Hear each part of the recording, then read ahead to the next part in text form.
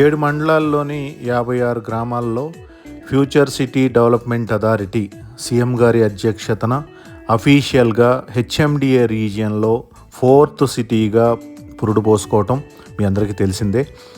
ఈ అథారిటీలో ఉన్న విలేజెస్లో ఏమి చేంజ్ రాబోతుంది అనేది చాలామందికి ఒక డౌట్ ఉంటుంది. దీని మీద నేను ఒక క్లారిటీ ఇచ్చే ప్రయత్నంలోనే ఈ వీడియో నేను చేస్తున్నాను. అందరికీ నమస్తే అండి. వెల్కమ్ టు హమారా యూట్యూబ్ ఛానల్. నేను మీ శ్రీనివాస్ని. చెడు మీద మంచి గెలవటమే హోలీ పండుగ. మీకు మీ కుటుంబ సభ్యులందరికీ కూడా హోలీ శుభాకాంక్షలు. మీరు ప్రేమించే మీ కుటుంబ సభ్యులతో, వెల్ విషర్స్తో, ఫ్రెండ్స్తో మీ రిలేషన్షిప్స్ ఇంకా స్ట్రాంగ్గా అవ్వాలని చెప్పి ఈ పండుగ సందర్భంగా ఆ దేవుణ్ణి మనస్ఫూర్తిగా కోరుకుంటున్నాను. మన పెద్దవాళ్ళు బాలారిష్టం గురించి చెప్తూ ఉంటారు. అంటే ఒక శిశువు పుట్టిన తర్వాత 7 ఏళ్ళ నుంచి 12 ఏళ్ల వరకు, అంటే పుట్టిన టైము స్థలమును బట్టి ఆ ఫేజ్లో కనుక సస్టైన్ అయితే ఏమి ఇబ్బంది లేకపోతే ఆ బాలుడో బాలికకో ఇంక ఎదురుండదు అని. అమరావతిలో ఏం జరిగిందో కూడా మనందరం చూసాం. 2015లో అమరావతిని అనౌన్స్ చేస్తే ఆ తర్వాత రోలర్ కోస్టర్ రైడ్ కూడా ఏంటనేది మనందరికీ తెలుసు. ఇప్పుడు 2025లో యాక్చువల్ వర్క్స్ స్టార్ట్ అవుతున్నాయి. ఇదే ఫ్యూచర్ సిటీలో జరిగిద్దని నేను చెప్పను. గవర్నమెంటు నెక్స్ట్ 3 years స్టేబుల్గా ఉండి నెక్స్ట్ కూడా వీళ్ళే కంటిన్యూ అయితే ఎటువంటి ఇబ్బంది ఉండదు. ఇవన్నీ మన చేతిలో లేవు. మీరు అమరావతి అనౌన్స్ అయినప్పుడు ఇన్వెస్ట్ చేసిన వాళ్ళు ఎక్కడ ఇబ్బంది పడలా, తక్కువలో కొనుక్కున్నప్పుడు. బట్ 2019లో హయ్యెస్ట్ రేట్లు పెట్టి అమరావతిలో ఇన్వెస్ట్ చేసిన వాళ్ళు కొంచెం ప్యానిక్ అయ్యారు. ఫ్యూచర్ సిటీలో కూడా నేను ఎందుకు చెప్తున్నానంటే, మీరు ఇన్వెస్ట్ చేసే ప్రైస్ అనేది చాలా ఇంపార్టెంట్. ప్రాపర్ ప్రైస్లో ఇన్వెస్ట్ చేసుకొని ఒక 10 years హొరైజన్ టైం పెట్టుకుంటే డెఫినెట్గా బ్యూటిఫుల్ రిటర్న్స్ వస్తాయి అనేది నా ఉద్దేశం.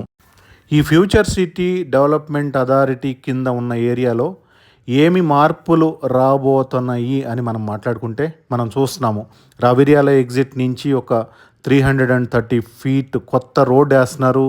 దాంట్లోనే మెట్రో ప్రపోజల్ ఇచ్చారు. అంటే ఒక బెటర్ కనెక్టివిటీ వస్తున్నట్టే కదా. అలానే క్లీన్ వాటర్ ఉండే ఛాన్స్ ఉంది, అన్ఇంటరప్టెడ్ ఎలక్ట్రిసిటీ వచ్చే ఛాన్స్ ఉంది, శానిటేషను ఇంప్రూవ్ అయ్యే ఛాన్స్ ఉంది.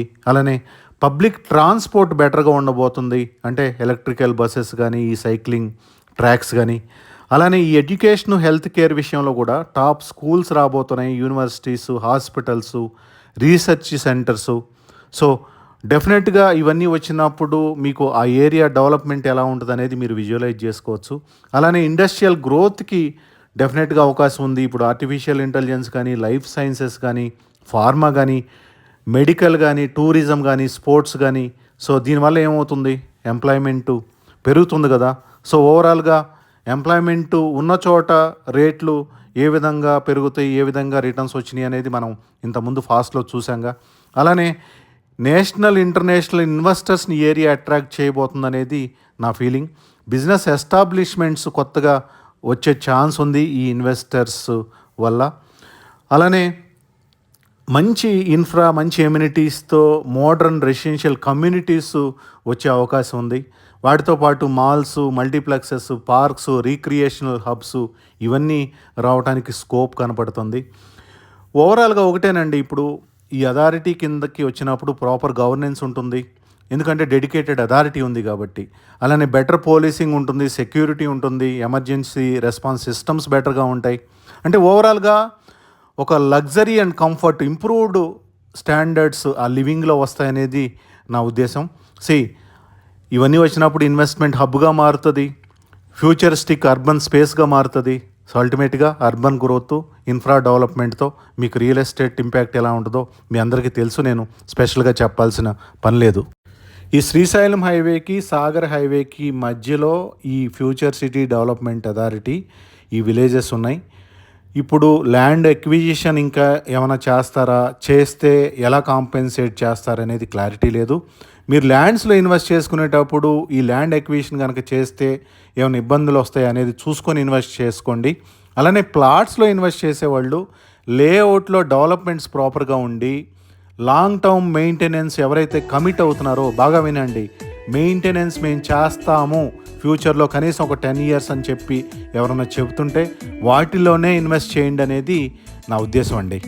ఇమీడియట్గా ఏదో మిరాకిల్ జరిగిపోద్ది అని చెప్పి నేను చెప్పనండి. కానీ మీరు ఒక 10 years హొరైజన్లో ఇన్వెస్ట్ చేసుకున్నప్పుడు మధ్యలో ఏదన్నా అవసరమై ఎగ్జిట్ అవ్వాలంటే, మీ క్యాపిటల్ సేఫ్గా ఉండాలంటే మెయింటెనెన్స్ ఉంటే మీరు ఎగ్జిట్ చేయడానికి ఈజీ. అందుకనే లొకేషన్ కన్నా కూడా ప్రాపర్ డెవలప్మెంట్లు, ప్రాపర్ మెయింటెనెన్స్ కమిట్మెంట్ ఉన్న డెవలపర్తో మీరు జర్నీ చేయండి అని చెప్పి నేను చెప్తాను. నేను ఇచ్చిన కంటెంటు, చెప్పిన విషయాలు మీ అందరికి నచ్చితే ఒక్కసారి వీడియో పాజ్ చేసి లైక్ చేయండి, సబ్స్క్రైబ్ చేసుకోండి మన ఛానల్ని. ఇటువంటి విషయాలతో ఎన్నో వీడియోస్ నేను ఇంతకుముందు చేశాను, ఫ్యూచర్లో కూడా చేయబోతున్నాను. ఈ వీడియో చూసే వాళ్ళల్లో చాలామంది ఆ ఏరియా తెలిసిన వాళ్ళు, అంటే ఇన్వెస్టర్స్ అవ్వచ్చు, లేదంటే రియల్ ఎస్టేట్ కన్సల్టెంట్స్ మిత్రులు అవ్వచ్చు. ఈ పర్టికులర్గా ఈ 7 మండలాలు, ఈ 56 విలేజ్లో రేట్లు ఎలా ఉన్నాయి అనేది మీరు కామెంట్ చేయండి. కామెంట్ చేసే క్రమంలో మీరు బిజినెస్ చేసుకోవడానికి హ్యాపీగా మీ నంబర్ కూడా ఇచ్చుకోండి, ఏమి ఇబ్బంది లేదండి. యాక్చువల్గా ఇన్వెస్ట్మెంట్స్ విషయానికి వస్తే నాకు తెలిసి కందుకూరు, మహేశ్వరం మండలాల్లో కొంచెం తక్కువ స్కోప్ ఉంది.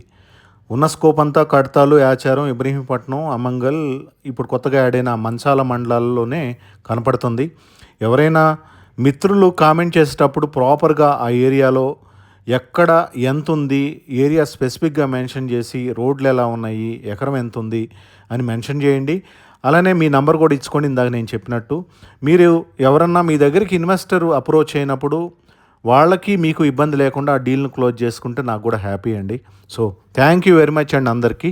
ఇంకెవరికన్నా ఏమైనా డౌట్ ఉన్నా కామెంట్ రూపంలో పెట్టండి, నేను ఆన్సర్ చేస్తాను. థ్యాంక్స్ అండి.